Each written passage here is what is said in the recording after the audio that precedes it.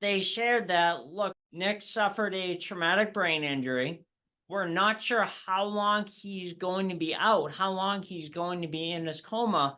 And if and when he does come out, there's a good chance that he's probably not going to be able to walk, talk, or eat on his own again. Hello and welcome to At the Podium with me, Patrick Huey. At the Podium is a multimedia platform where story by story, we explore the resiliency of the human spirit with people who are using their own personal journeys to leave a positive and transformative imprint on our world today. At the Podium holds a space for meaningful conversation, inspiration, and life. Today, I'm thrilled to share the podium with Nick Prefontaine. Nick Prefontaine is a 3 times best-selling author and was named a top motivational speaker of 2022 in Yahoo Finance. He's a speaker, founder, and CEO of Common Goal. Common Goal's mission is to provide people with the support and tools to achieve their limitless potential, and most importantly, to take their first steps, because this is the most important step and makes possible all of their clients' other goals. Using the STEP system, he is able to lead clients through their own trauma. He believes that once they make it through, that is where their limitless potential lies. Nick's been featured in Brains Media, Sway, and Authority magazine. At 14, Nick suffered a life-threatening snowboarding accident. His parents were told he would probably never walk, talk, or eat on his own again. But he did. In his talks, he shares the same system that helped him run out of the hospital. He teaches the audience how they too can apply this same system to their own lives to make it through any crisis, trauma, or life challenge. Nick, welcome to At the Podium. Patrick, I'm so excited to be here. It is such a pleasure to have you on.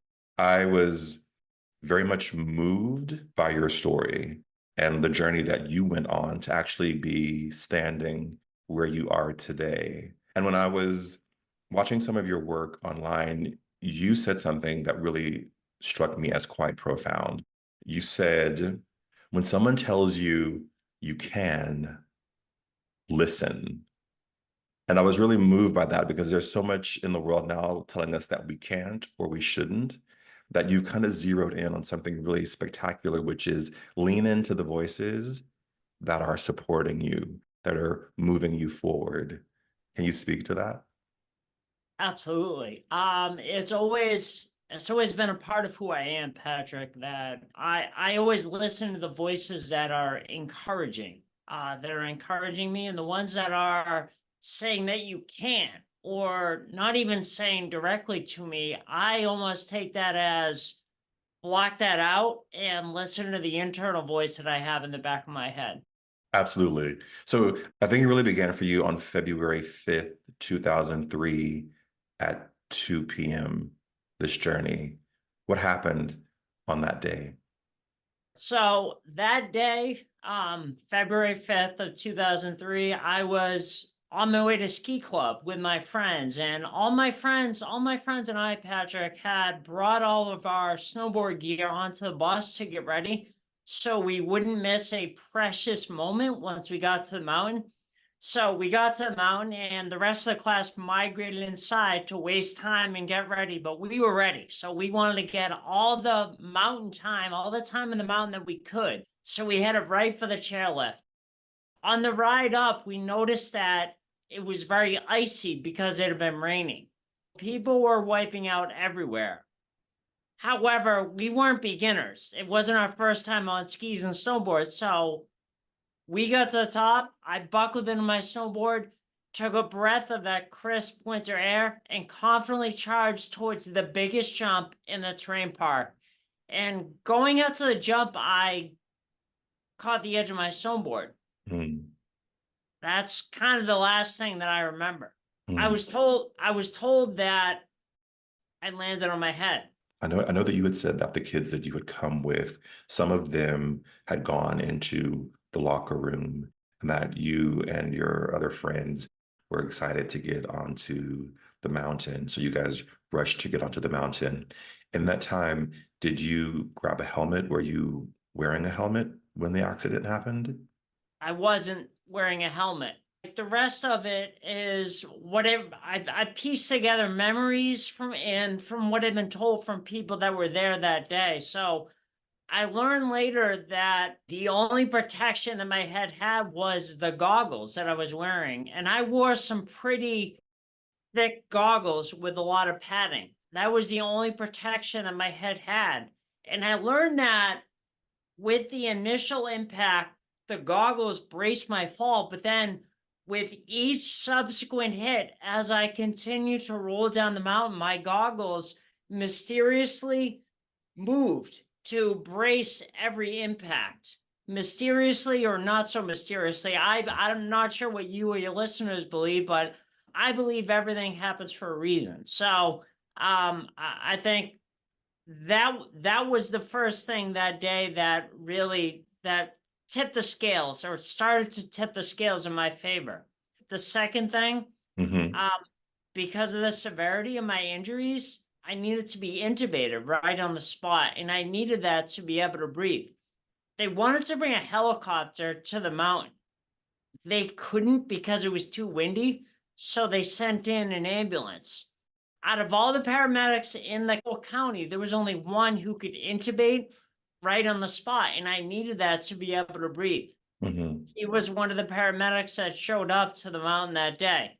The third thing, once I made it to the hospital, I was resting. I was out for the count. Maybe it's not so obvious. I always say obvious because it's my life. So I'm like, oh yeah, obviously I was out. But they said I would have been out from the impact alone for like 7 to 10 days because it was so severe, the impact. They were afraid that I would wake up and I would panic and I'd say, what happened? What am I doing here? Who are all you people? So what they did was they partially induced me into a coma. So you're in a coma. You can't talk. You can't advocate for yourself. You can't even tell them what's physically going on with you. Can you talk about what your mom did when she got to the hospital, when she began to talk with the doctors that completely changed the direction of your care while you were in the hospital? While I was resting in the intensive care unit, unable to communicate with anyone, the doctors came into my room. And in the beginning, from the start, when I got to the intensive care unit at the Memorial Hospital in Worcester, the prognosis wasn't more and more positive. If anything, it was more and more negative. So the doctors came into my room where I was resting in a coma and they went to share my parents. Look, they started to talk. He's probably not. And my mom said, no, no, not in front of him Mm, right. because she understood the power of the mind and the power that even though I was out, I was still taking information. So with my dad, she made the doctors step outside my room. And once they were outside my room, they shared that, look, Nick suffered a traumatic brain injury. Um, we're not sure how long he's going to be out, how long he's going to be in this coma. And if and when he does come out, there's a good chance that he's probably not going to be able to walk, talk, or eat on his own again. Because none of that influenced me. I didn't know any of that. That was outside my room. What this allowed me to do, because I know the doctors and my family and everyone say I was in a coma for 3 weeks. However, I don't remember a month. So there's videos in the intensive care unit where I have my eyes open. I'm sitting in my bed. I have no recollection of that. So Hmm. because it was a partially induced coma, I was coming off of the medication. So a month, I can't remember, and that's by design, Right. probably, or from what I've been told that you don't remember that. So a month after my accident, what this allowed me to do when they had the doctors step outside my room is it allowed me to treat it like any other situation. So a month later, month after my accident, I was at the rehab hospital in Boston. It allowed me to just as soon as I was aware of my surroundings and the work that was left in front of me, I just got up, treated it like any other situation. Hmm. So got up, did the best that I could, and I kept getting better every day. And there were long days for me. I would need help getting up because Hmm. I was in a wheelchair. So at first in the hospital bed, even to sit up in bed for 8 minutes at a time, I would need two or three nurses to help me sit up. And even then, after that, I would be thoroughly exhausted, Hmm. sweating like I had just ran a marathon. Then from there, I graduated to a fully supported wheelchair, and as I got my strength, a regular wheelchair, and then I was able to start be able to walk again. However, there were long days for me. I would need my physical therapist to teach me how to shower again. Hmm. So, to like things that are that basic. Then I would start my sessions of physical, occupational, and speech therapy. And then after which, Patrick, we broke for lunch. It was at one of these lunches early on in my recovery that I was just looking over my situation and I just couldn't figure it out. And I Yeah. looked over at my mom who was with me. She was my support with me every day, going to every therapy and with me all the time. And I looked over at her and I said, am I ever going to be able to walk again? Hmm. Hmm. And she said, of course you are. That's what we're doing here. So you can get everything back and we can go home. What did it do for you when your mom said that to you, that she was able to just hold that space, that her love and her belief was big enough to support you through this really difficult process and to help you believe that you were actually going to run out of that hospital? You were going to make it. I think I point to this story, Patrick, because this was the only real time that I had any. It wasn't necessarily doubt. It was just I wasn't sure what was happening. I was confused. I'm not. So I asked my mom, and then once she gave me that answer, and like without hesitation, no, that's what we're doing. So you can get everything back and we go home.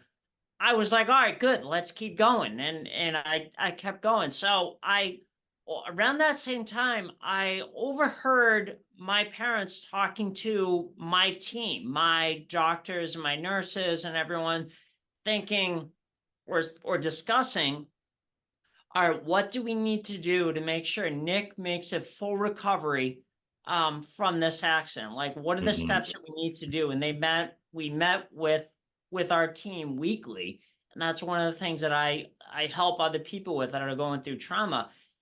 And I heard in the back of my head, this was before I could talk. I still couldn't talk. However, Mhm. I heard in the back of my head, no, you're gonna run out. So then running out of the hospital became our common goal. So I think that's so important that I've always been good at listening to that voice in the back of my head that's call it what you want, intuition, God, the universe, whatever you want, but I've always listened to that voice. I want to go back and ask you a question that you said in the very beginning about the goggles moving back and forth as you were Yeah. tumbling down the mountain. Would you call that God intervening in that moment for you? What do you attribute that to? Yeah, absolutely. I feel like there was definitely a higher power at work in that instance because there's no other explanation. Hmm. And how, 100%.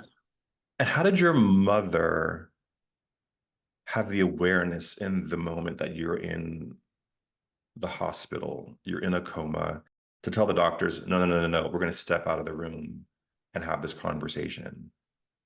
What led her, do you know, to even be able to make that kind of really proactive choice for your care, that you wouldn't hear the bad news? She's always been she's always been good at that with all family.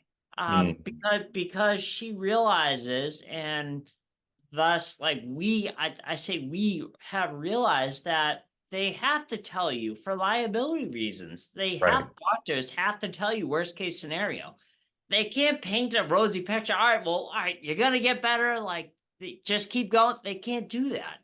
Liability reasons, because they'll get their pantsuit off, I guess you could say, Yes, yes, from all people blaming them for their situation.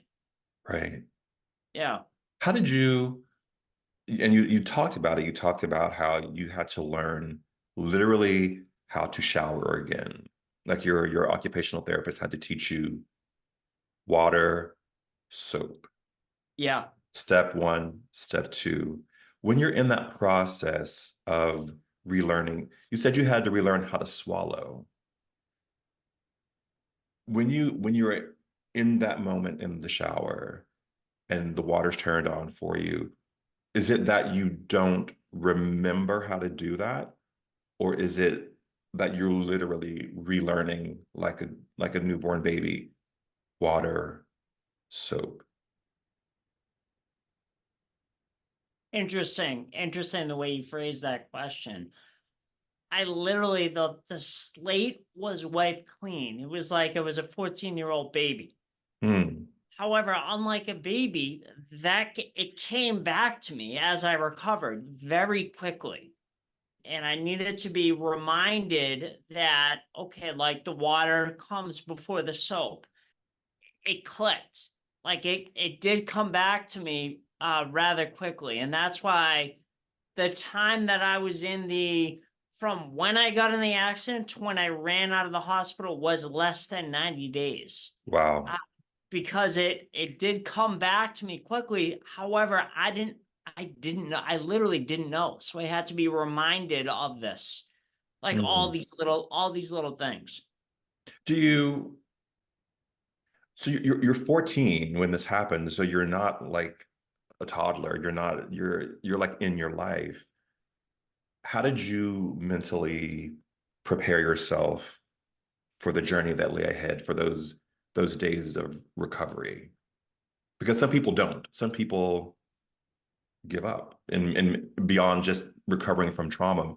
When the road gets really hard, some people just hands off, they throw in the towel. And I wonder how you at 14 have the presence of mind to say, I'm going to run out of the hospital. There were a lot of things. That was a great question. There were a lot of things that were helping me. I never want to portray or paint the picture that it was all me. Like, no man Mhm. is an island. I had a lot of help and support because my parents, one of the things that they did, amongst many other things, to constantly surround me with positivity. I've already mentioned the first one, that they asked the doctors to step outside my room. Second thing is, they had affirmations all around my room. Remember, Mm, I couldn't walk. I was paralyzed, so I couldn't walk.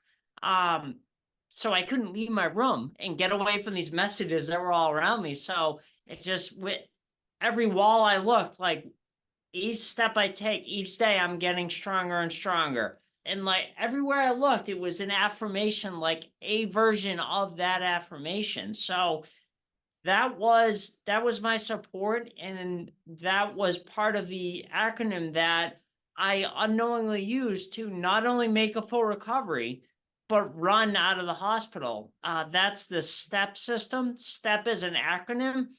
The first one is support, which we've already talked a bunch about. However, I'm only going to be covering like a 10,000 foot view of the STEP system because it's pretty detailed. with each letter having like a bunch of steps to it. Mm. T of the step system is trust. You have to trust that once you take your first step, your next step is always going to be available to you. Follow it. Yeah. This also comes back to trusting yourself. So trust that you have this calling. That, remember that voice I mentioned, Oh, that, yes. yeah, so you have to trust that you have this calling and this voice inside of you for a reason. Follow it.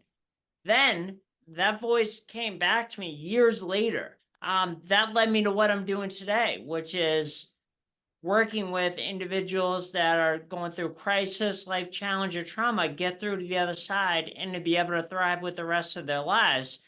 That's the whole reason I'm doing what I'm doing today, because no matter how successful all throughout my life, I've always had this voice since my accident in the back of my head that's saying, yeah, Nick, that's great, but what you really have to be doing is helping people that are going through trauma, life challenge, or a crisis get through to the other side and thrive with the rest of their lives. So I've naturally done that. And now we made a business out of it, common Mm. goal. And that's what I'm doing to this day. So, E is energy. Um, you have to make sure you're maintaining your energy, because maintaining your energy allows your body to have its natural ability to heal itself. And we all have this natural ability within us, and medications can kind of get in the way of that. Hmm. And like within reason. So this is interesting. It always comes up a little bit differently, that there are two schools of thought out there. There are people that are all medicine and all natural, Right. and they they never want to mix. They never want to mix. However, the reason that I have made a full recovery and I continue to get better every day is you have to blend the two. Mm. You have to do both. If I was only relying on natural medicine after I got in a coma, after I got in my snowboarding accident, a traumatic brain injury, I'd be dead. However, once I was recovered, I needed the natural medicine to kind of purge my body of all the chemicals that were pumped into me to help keep me alive. Mm. And then P is persistence. Persistence, once you take your first step, keep getting up every day and taking your next step. Um, so that's just kind of a 10,000-foot view of the step system, but or in less than 60 days later, after coming to and starting my journey of having to learn how to walk, talk, and eat again, less than 60 days later, I did realize my goal and I ran out of the hospital. What was that day like for you when you ran out of the hospital? Oh, I'll never forget it. It was that day was amazing. I went with my physical therapist. It was always, I had a goal for each, like I had a food goal, an eating goal, because I had to learn how to swallow again. So I had a food goal, and I don't know if anyone knows this, but when you drink like soda, it's there wasn't soda free flowing in the hospital, because the bubbles irritate your throat. So a goal of mine was a Coke and a grinder. That was my food goal. So on the day that I ran out, my mom and my physical therapist, we walked next door to the hospital, and I realized my goal. I had a turkey grinder and a Coke. And then from there, after I ran out of the hospital, so each area I had a goal. That that day was amazing. However, it wasn't like the work was done. Right. I had to continue to go to outpatient therapy for another 6 months after that. Not as intense as when I was in the hospital, but I still had to go 5 days a week, physical, occupational, and speech therapy, along with being tutored all summer long, 5 days a week, in order to continue on to high school with the rest of my classmates. So Mm. I was able to walk with my eighth grade class for my graduation, but I had to get tutored all summer long to like in order to continue on. So they were yeah, it was definitely interesting, and it's kind of surreal to me that only 18 months later I what you know how, Patrick, when you're younger, time is compressed. Hmm. So it's like 6 months, 18 months, 24 months. That seems like a lifetime. Yeah. So it took a mentor, my mentor Trisha, reflecting back to me. She said, "Wait a minute. So only 18 months after finishing your rehab, you got your start working in real estate. You are going into some rough areas of cities and knocking on pre-foreclosure doors." Um, so it was yeah, it was definitely interesting. Let me ask you, how did your experience and what you went through impact because you describe yourself as being in a vulnerable state, which you were. And I wonder how that impacts even now your compassion and empathy for other people going through whatever the trauma or challenge may be in their lives. Sure. So I treated it like, to me, it was no different. And this is what I've been told now several times, is that I think that, oh well, I did what anyone would do, which is I just got up every day, did the work that was in front of me, and did the best I can. And however, people say to me that, no, Nick, that's not normal. Like there was an option for you to give up and to stop and to just throw in the towel and say, all right, well, this kind of as good as it's going to get. And I just have to live with this. That thought never occurred to me. So I would let me say this to illustrate that. So I was like, after I got my start in real estate, I did that throughout the rest of high school. And then I graduated high school, got my real estate license, and was a realtor for several years. And in 2012, I developed a voice issue. This kind of fits with what you were saying, Patrick. I developed a voice issue from yelling my scripts and being a little over exuberant, I guess you could Hmm. say.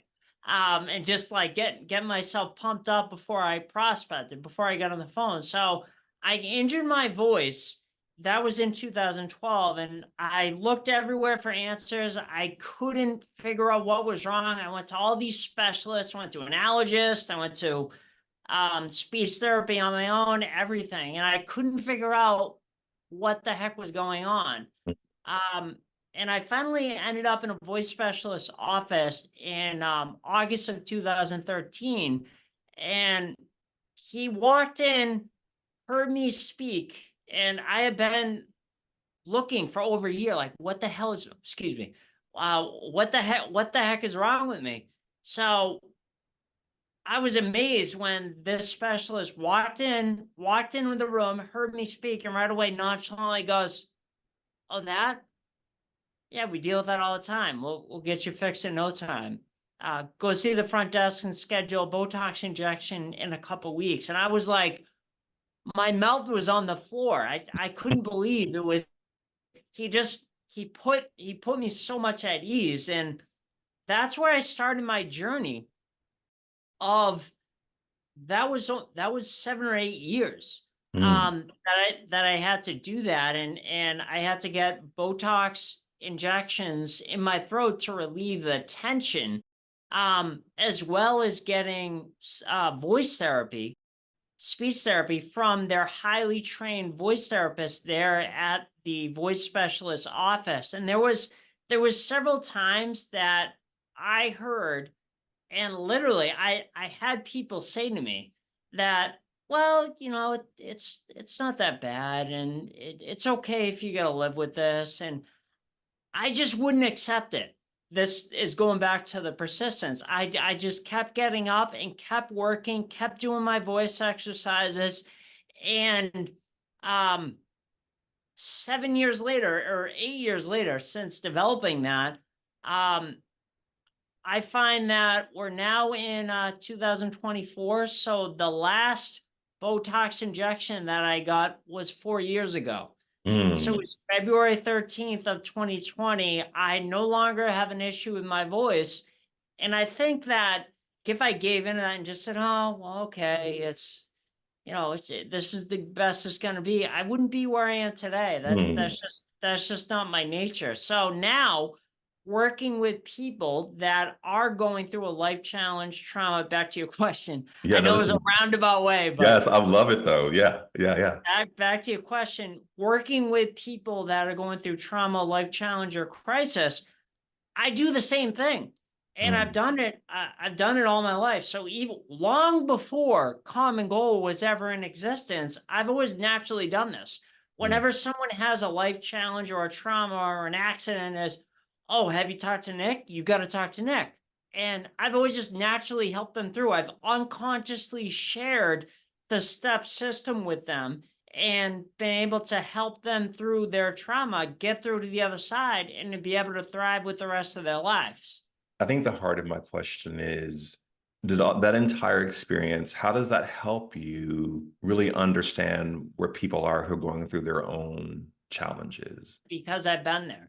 Yeah, So there are there are people, like I worked with a woman that had an accident, and she couldn't see the light. She like couldn't see through to the other side, and was yeah. just like really down on herself. And um because I've been there, I can just say to people, all right, well, what do we have to, like, there's so much that can get overwhelmed. And a lot of people that suffer any kind of a setback or a trauma are overwhelmed by all the doctor's appointments, all the therapies, all the medication, like everything. They're overwhelmed. And what I can break it down to and what I can simplify it down to is, what do we have to worry about right now? What do Yes. we have to, not even today, what do we have to worry about right now? Let's just take that step. And then once we've taken that step, the next step is always going to be available. We just have to trust it. And that's part of what I teach and help people with.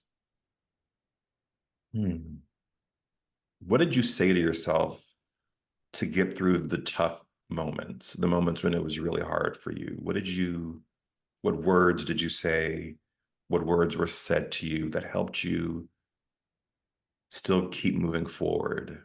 I may have recency bias, but I'm more proud of overcoming the voice challenge. And Mm, I going through my voice challenge, I remember there was several times where after getting the injections, the Botox injections for only 2 or 3 years, right in the middle of there, I felt like I was stuck.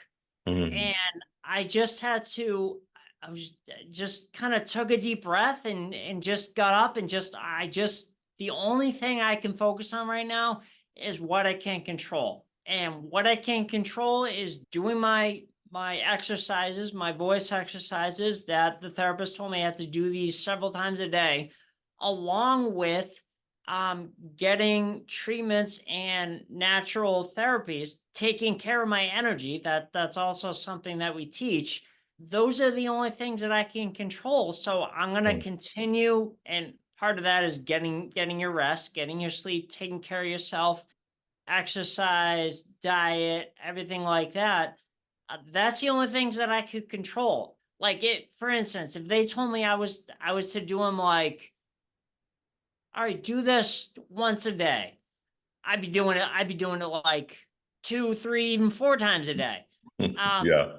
That's just always that's always been my nature. So I could only control doing the voice exercises, going forward with getting my treatments, which I still get to this day. I just had one early this week on Wednesday. I don't know if you've heard of it. It's a craniosacral Oh massage. yeah, of course. Um, so I term that as almost like energy. Like, I know it's a massage, but I like, that's an energy treatment to me to help keep my energy high. So I get that, and I have got that for, gosh, the past 15 years, I would say. Every 5 weeks, I get that. And then in 3 weeks, now it's 2.5 weeks, I'll be getting a Chui Na, which is basically a Chinese massage. That's kind of what it means. And then after I have cupping, and so those are both things that I do once every 5 weeks, staggered, to help keep my energy high. And that's one of the things that going through the voice challenge, that I can't control that. The only option you have is to focus on what you can control every day. What do you think in your life thus far has been your greatest leap of faith? The Okay. So I touched on this earlier. Um, the thing, whatever I'm doing in real estate, business, sales, whatever I'm doing, no matter how successful I'm doing, is that voice in the back of my head. Yeah, but what you really have to be doing is helping others that are going through trauma get through to Mhm. the other side and thrive with the rest of their life. So I've done with our company, our real estate coaching and mentoring company. I've had the opportunity to do speaking at our live events dating back to 2017, 18, that time frame. So I've always had the opportunity to share my story. When I spoke at our event in September of 2019, I had someone approach me after, and she said, I'm not trying to steal you from your dad, because that's what I do this with. Do the real estate, that is the real estate coaching and mentoring and investing with. So she said, I'm not trying to steal you. However, if you're ever looking to fine tune your message and your story so you're able to impact the most amount of people, help the most amount of people, give me a call and I can point you in the right direction. I always hung on to her card though, and in May of 2021, I reached out to her and said, okay, I'm ready. And she introduced me to my mentor, Trisha Brook. And Trisha was the one who helped me launch my company, Common Goal, develop the step system, and really get me and support me and get me to where I am today, sharing this message with you and all your listeners. So talk about a leap of faith. So my first conversation with her, she said to me, I shared with her what I wanted to do and what my goals were. I said, what do you like? Is that possible? What do you think I should do? She said, yes, absolutely. You should do my speaker salon, which is in I had to commute to New York City for 6 weeks in a row from Newport, Rhode Island, to be on stage at the Triad Theater with her. In the final week, we performed in front of influencers and event organizers and everything like that. Mhm. After getting her live feedback, um, she said, that's 25,000.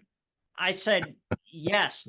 I said, yes, 100%. I wanna work with you. And it's everything, basically everything she's asked me has been a emphatic yes. The rest is history, I guess you could say, because she helped me launch my company and develop the step system. And I wouldn't have anything that I do on a day-to-day basis without that. So Mhm. that was the biggest leap of faith, I guess. And you've seen a return on that investment. Absolutely.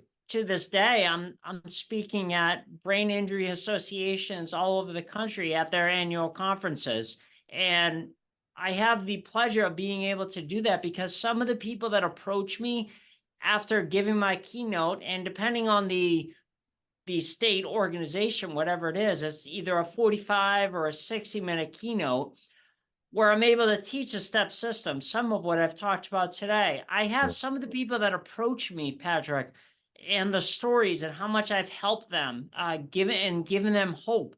It's just that that means the world to me. And Mm. all of it wouldn't have been possible without my introduction, and my work with my mentor, Trisha. Mm. In this season of the show, I'm exploring the idea of legacy and what we leave behind. And legacy can mean a lot of things for a lot of different people. But I wonder for you, what you think What is your legacy? And are you actively doing that thing today? Y- Yes, 100%. I feel that I am, because remember that voice that I alluded to several times, and I've talked about Yes. several times. So Yes. ever since that first call with Trisha in May of 2021, there has been no voice. Wow. What that is evidence of to me is that I'm doing exactly what I was meant to do and put on this earth to do, which is help lead others through their trauma, life challenge, or crisis through to the other side to their limitless potential and thrive with the rest of their lives. So I feel that I am doing what I was put on this earth to do. And I feel like that is my legacy. Mm. Nick, thank you so much for your time today. It's an incredible story. It's an incredible journey. And I think, most people don't get up. And you ran out of that hospital. You faced Well, your thank fear. I certainly appreciate the conversation, Patrick. I really do. I know we've had this on the books for a little bit, and I'm really happy to be able to share this with your listeners. And if what we talked about, the step system, that was, like I said, only a 10,000-foot view. Yeah. Yeah, only a little bit, only a 10,000-foot view. However, if any of your listeners are interested, they can go and download the STEP system for free today. And that's at my website, nickprefontaine.com/step. And that's going to teach them all about support, trust, energy, and persistence, and allow them to take their first step today. Thank you so much, Nick. And to those of you who are watching or listening, remember, we all have a voice, we all will overcome challenges, and we all will leave a legacy. Let's use our lives and our platforms wisely. Thanks, everyone. Bye.